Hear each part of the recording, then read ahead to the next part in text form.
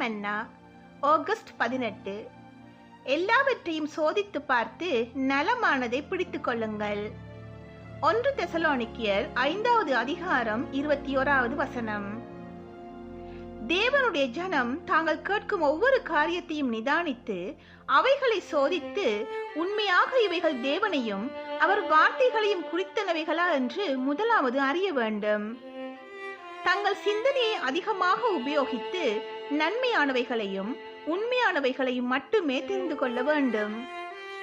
இவைகளை சோதித்தறியும் போது சுய சிந்தனை உள்ளவர்களாக இராமல் பரிசுத்த ஆவியின் நடத்துதலால் நன்மையானவை இன்னதென்று தீமையானவை இன்னதென்றும் பகுத்தறிந்து ஆவியின் வளர்ச்சிக்கு நன்மையானவைகளை பற்றி கொள்ள வேண்டும். மற்றெல்லாவற்றையும் விட்டு விலக வேண்டும். ரீப்ரிண்ட் 3137. வணக்கம். இன்றைய நம்ம ஆழமான பார்வைக்கு உங்களை வரவேற்கிறோம். வணக்கம். இன்னைக்கு நாம ஆகஸ்ட் 18 தேதியிட்ட டெய்லி ஹெவன்லி மன்னா மூலத்தை பார்க்க போறோம். அதோட மைய கருத்து 1 தெசலோனிக்கேயர் 5:21. எல்லாவற்றையும் சோதித்து பாருங்கள், நலமானதை பிடித்துக் கொள்ளுங்கள். ஆமா, ரொம்ப ரொம்ப ஆழமான ஒரு கட்டளை அது. இன்னைக்கு நாம இத பத்தி தான் பேச போறோம். அதாவது நமக்கு கிடைக்கிற போதனைகளை, அது யாராவது பேசுறதா இருக்கலாம், இல்ல தீர்க்க தரிசனம்னு சொல்றதா இருக்கலாம், அதை எப்படி நாம அணுகுறது?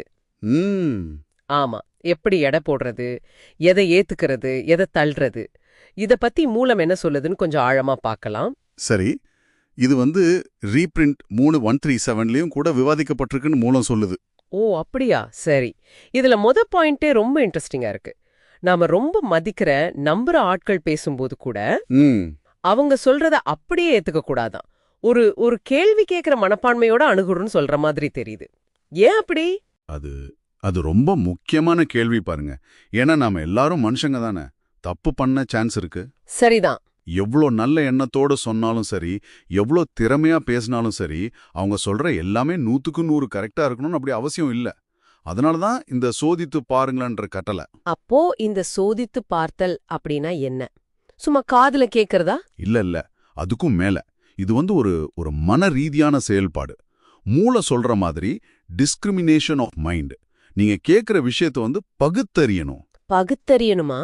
எப்படி? அதாவது இது லாஜிக்கலா சரியா இருக்கா, தர்க்கத்துக்கு பொருந்துதா, அப்புறம் ரொம்ப முக்கியமா வேத வசனங்களோட அதோட ஒட்டுமொத்த போதனையோட இது ஒத்து போகுதா, இதெல்லாம் பார்க்கணும். ஓ, அப்போ இது ஒரு ஃபில்டர் மாதிரி, ஒரு வடிகட்டி மாதிரி.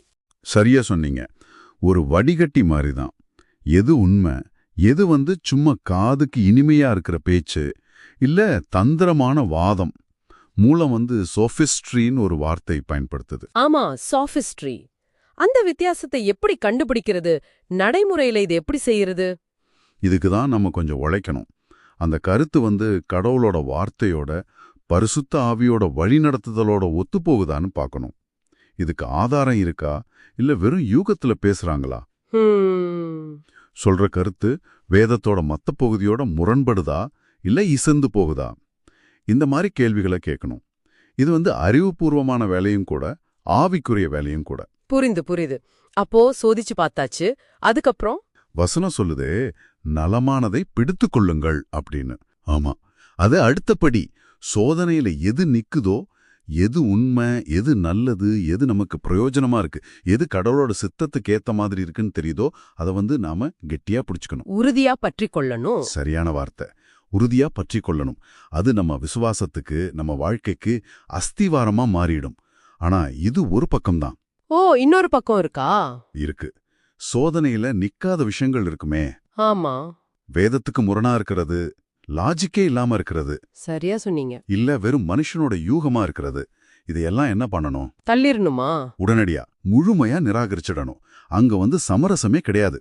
சரி, இது கொஞ்சம் பரவாயில்ல அப்படின்னு எதையும் வச்சுக்க கூடாது. நல்லதை ஏத்துக்கிறது எவ்வளவு முக்கியமோ அதே அளவு முக்கியம் தப்பானதை ஒதுக்குறது. இது ரெண்டும் சேர்ந்ததுதான் அந்த முழுமையான சோதனை. இது இன்னைக்கு இருக்கிற அந்த டிஜிட்டல் உலகத்துல ரொம்ப ரொம்ப அவசியமான ஒண்ணு மாதிரி தோணுது.